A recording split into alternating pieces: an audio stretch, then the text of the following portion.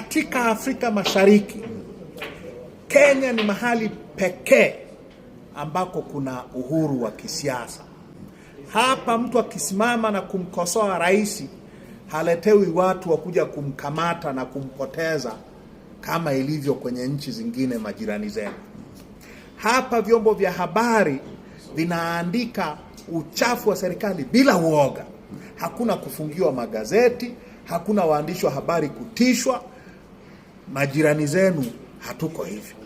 Kwa hiyo Kenya ni mahali salama sana.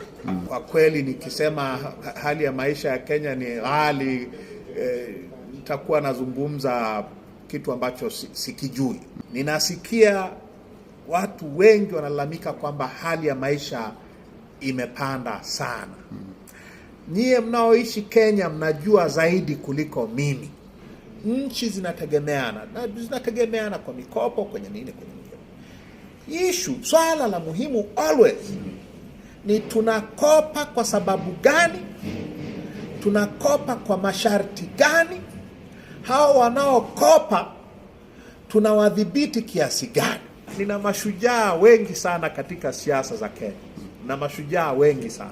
Kwa mashujaa wangu ni wale walioitoa Kenya kwenye utawala wa giza wa chama kimoja na kuileta kwenye demokrasia yenye katiba mpya. Wako wengi sana.